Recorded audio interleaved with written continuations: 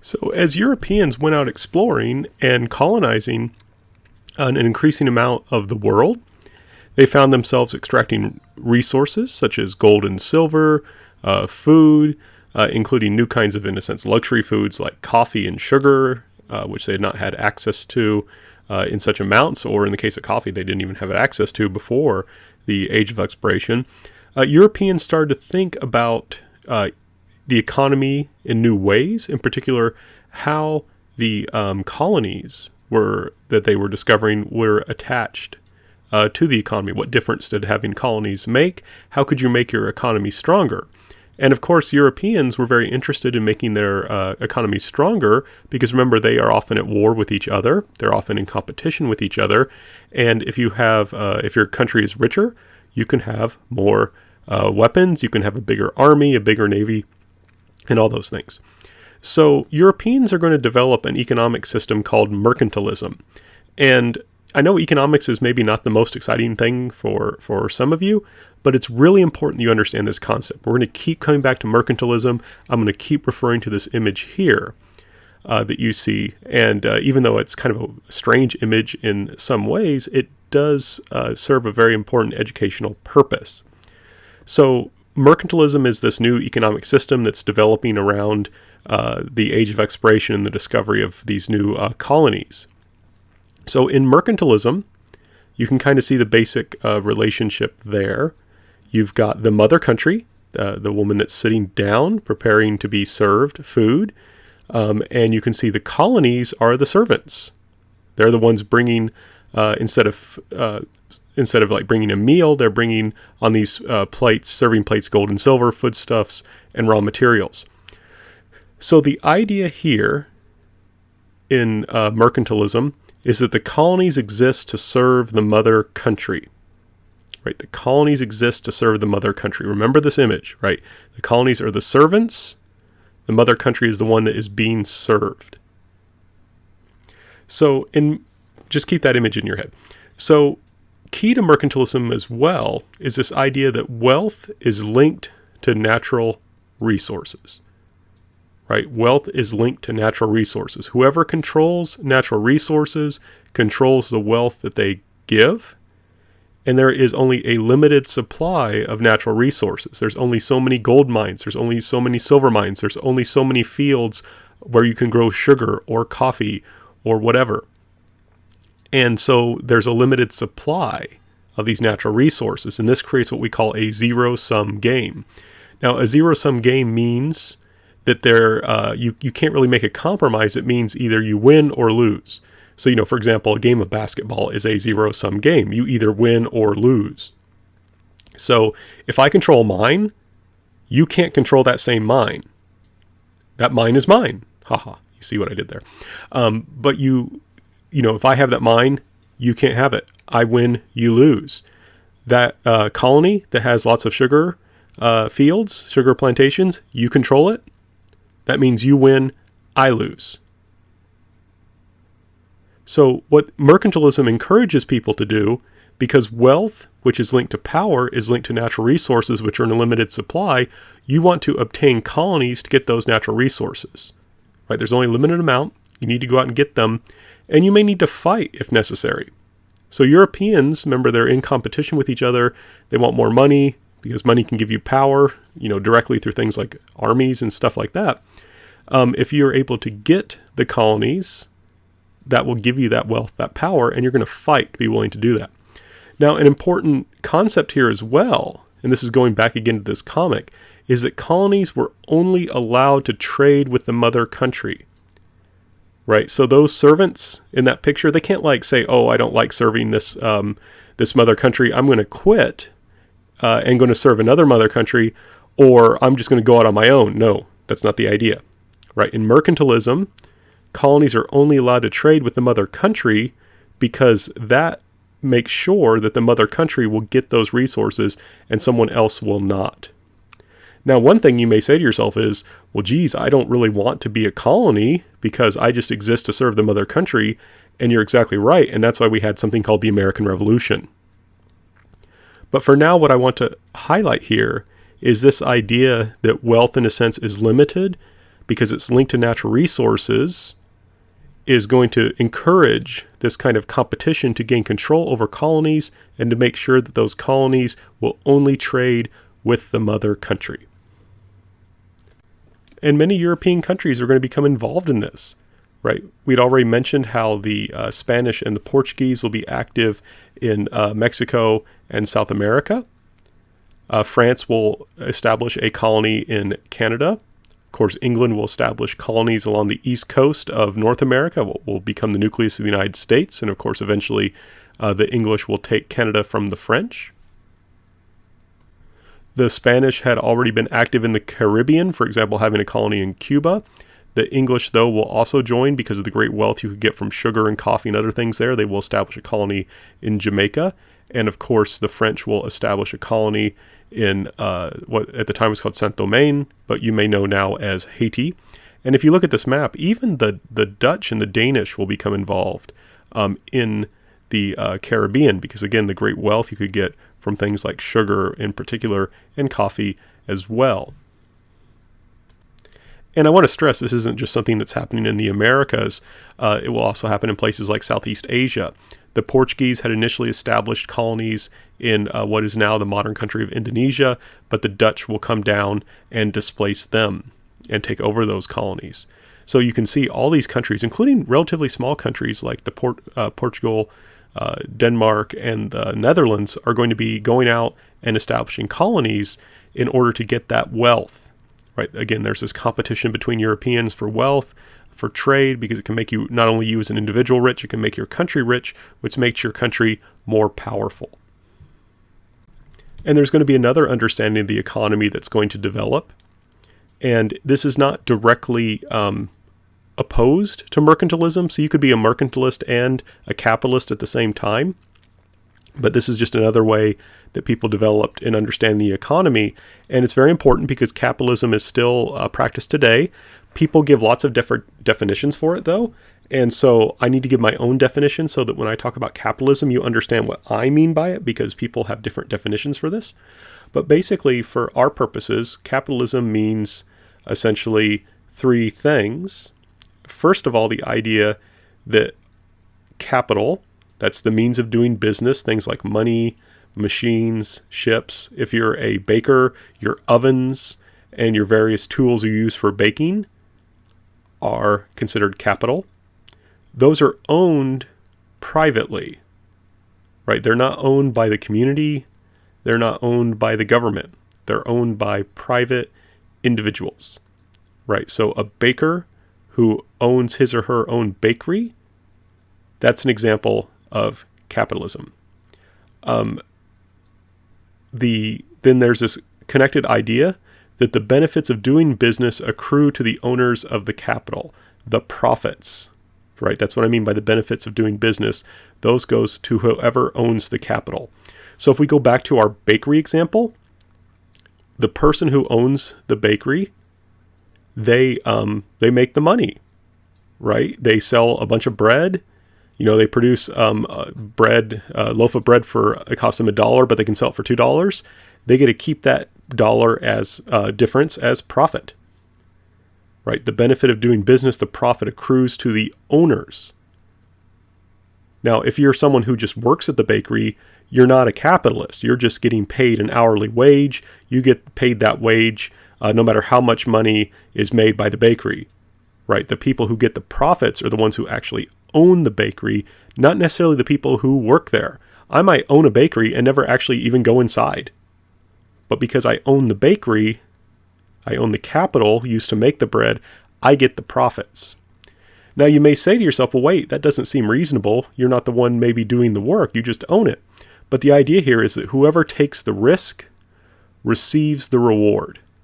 So here's the thing, right? That worker, they get paid no matter how much money I make or don't make. Right now, of course, if I don't make any money, they're eventually going to go out of business and then they'll lose their job. But the key thing is they get paid no matter what. They don't really take a risk. But if I invest money to construct a bakery and then the bakery goes out of business, I've lost my money, right? I invested in capital and took a risk. And if things had gone wrong, I would have lost my capital. Therefore, if things go right, I get the reward, the profits, right? And I like this. This is the kind of the saying that goes with it. Whoever takes the risk receives the reward, right? I took a risk by trying to start a new business.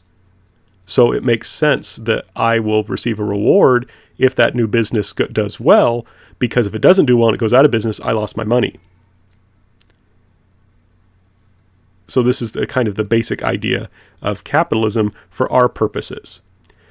So in general, what good capitalists like Uncle Scrooge, he's kind of the arch capitalist, and I'm a big fan of Walt Disney comics, especially Uncle Scrooge was my father and my kids.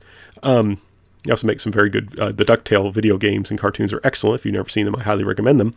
But that being said, good capitalists like Uncle Scrooge want to reduce risk and maximize profits, right? Those two things go very clearly together for capitalists because they don't want to have too much risk because then they may go out of business and lose everything. They want to minimize risk. And at the same time, they want to maximize profits because, of course, profits go to them. So a part of the economic revolution that's happening in Europe is the rise of merchants, right? In a lot of traditional societies, people didn't like merchants. Not all, but in many of them.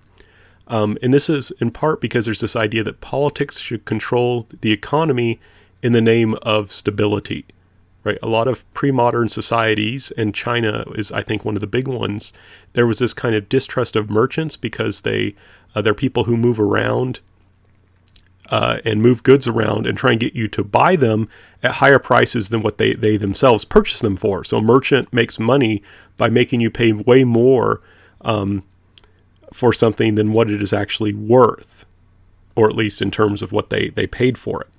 So, for example, there was this very strong Confucian distrust of merchants, right? In the Confucian system, merchants were on the very bottom of the social pyramid, below peasants and artisans, and of course below government officials, right? And I think you can see that quite clearly there. In that case, politics controls the economy because merchants are trying to get people, in a sense, to buy things maybe they don't need. Merchants don't actually produce anything, so they're not really that helpful. They're a threat to stability. And so you see politics controlling the economy.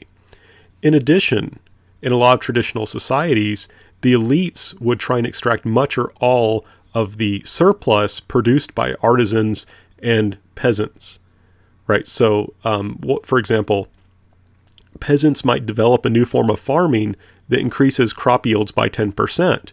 But instead of them being able to keep that additional 10% of the crops they grow to eat or to sell, what will happen is they will essentially be taxed an additional 10%. Right? So you're a peasant, you figure out a new way to farm that will increase your production. There's a very good chance that elite people, lords or kings or whoever, will then just tax that, raise taxes so they extract that additional surplus you made.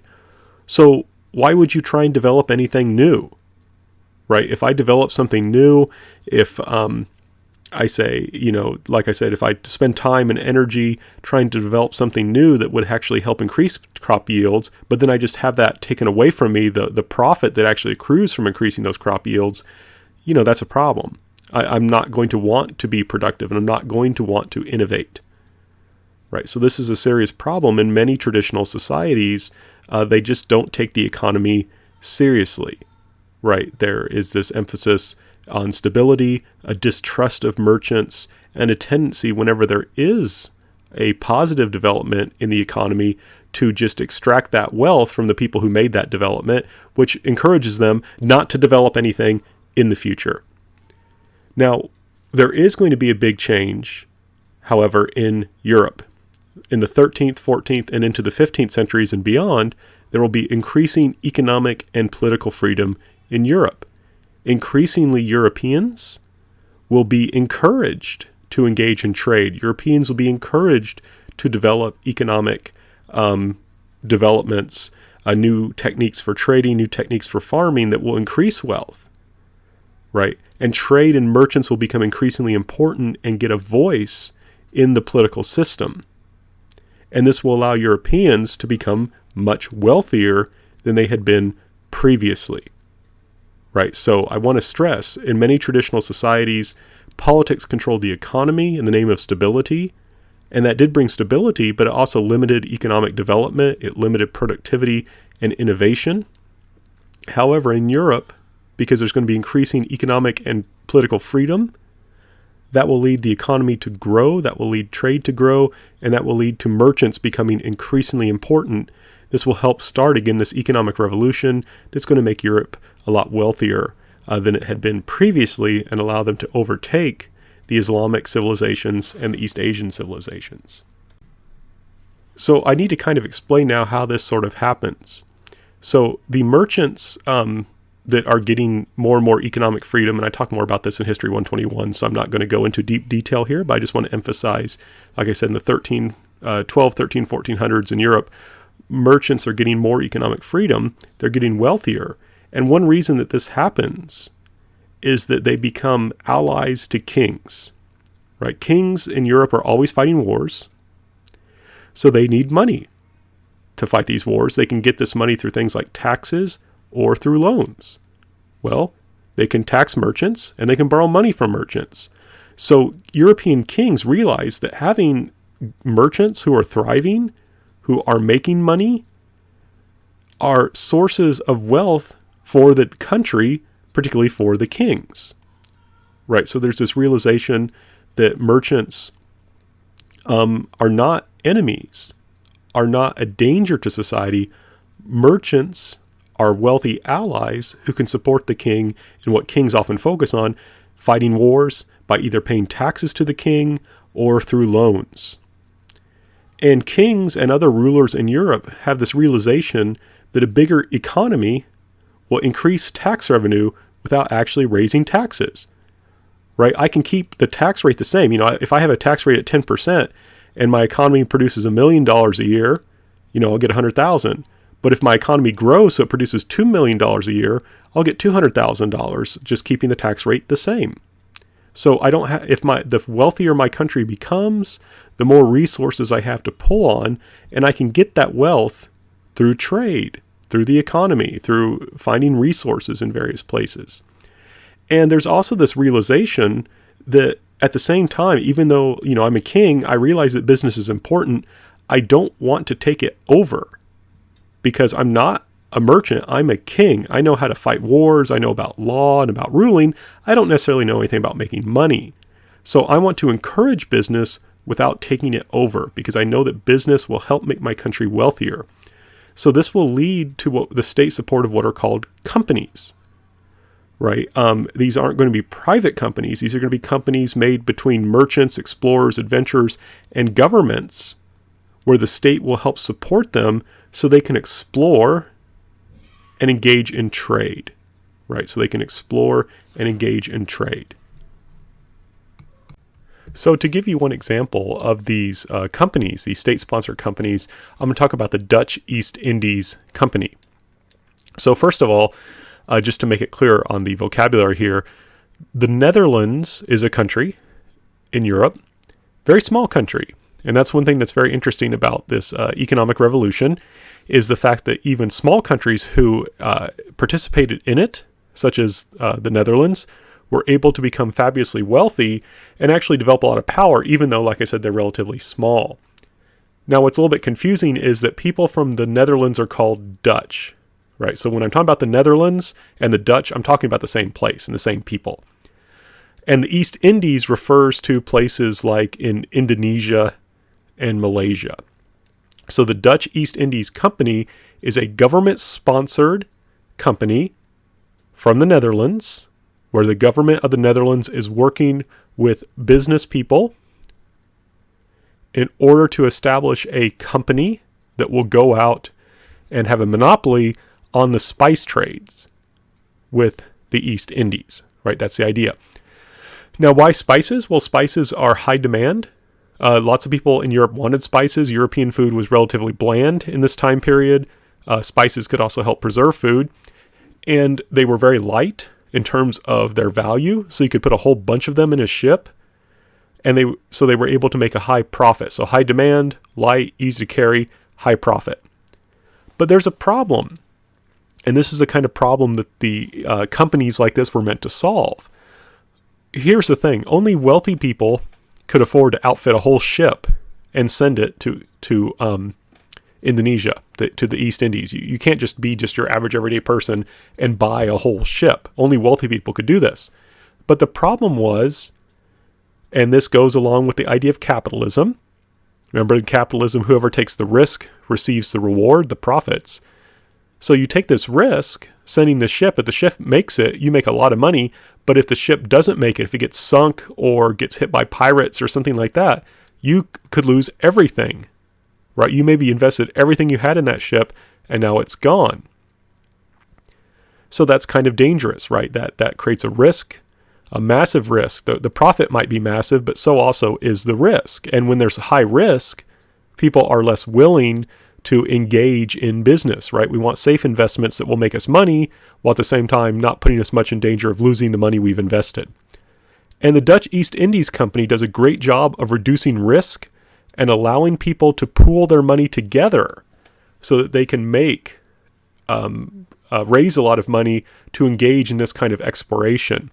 So basically what the Dutch East Indies Company was, the government gave that company, it was partially established by the government, it gave them a monopoly on the spice trade in Indonesia and in the Netherlands, right? So only Dutch East Indies Company ships were allowed to buy and sell spices from their colony of Indonesia. Remember, mercantilism. And the key thing, though, was this company then could buy a lot of ships. Now, where did they get the money to buy those ships? They got the money from the government and from individual investors. If you were someone in the Netherlands, you could invest. You didn't have to buy a ship. You would purchase a share in the company itself. The company might own lots of ships. You purchased a share in that company that owned all the ships. So what this means now is that even if you didn't have enough money to purchase a ship yourself, that meant you couldn't get involved. Now, even if you just have a little bit of money, you can purchase a share. You would own just a little tiny bit of the company, and you would get profit based on how much you had invested. And here's the key thing. This does two very important things. It allows a lot of money to be raised because people who normally couldn't afford a ship can still do something. So more people are able to invest in the company so the company can invest a lot of money. Instead of just relying on 10 people who maybe are wealthy enough to each buy their own ship, they can rely on tens of thousands of people who, when you pull their money together, can buy dozens of ships. So this allows a lot of money to be raised, and people are willing to risk this because the risk is shared. Right? It's not like, oh, I had one ship, it got sunk, I'm out of it, I'm gone, I'm done, I'm bankrupt. No, I just invest whatever money I can afford. And even if we lose one ship, it's not a big deal because I own a share in the whole company. Maybe we lost one ship, but we have 100. So the company still makes a profit. I still make a profit.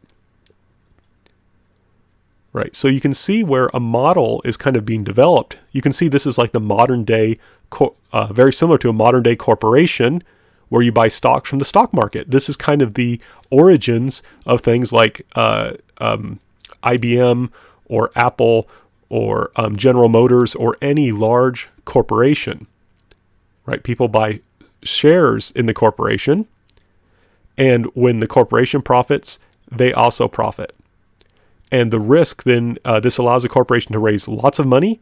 It allows the corporation to diffuse risk, right? There's less chance of things going bad because lots of people own things, own a part of it. And like I said, it allows a lot of money to be raised, and it leads to the development of things like the stock market. So the key thing here that I really want people to understand is that through this kind of belief in trade, this willingness of government to support and encourage trade, you're going to have an economic revolution where Europeans are better able to pool and efficiently use what wealth they have, right? So they're going to be able to use that wealth more efficiently than perhaps than other countries are able to. So even small countries like the Netherlands are going to be able to become fairly powerful and colonize countries like Indonesia. It wasn't technically united, but they're able to colonize large parts of the earth, even though they're smaller. Right? They're able to establish colonies much bigger than what they are themselves because they're able to efficiently use their economy in things like the East Indies Company.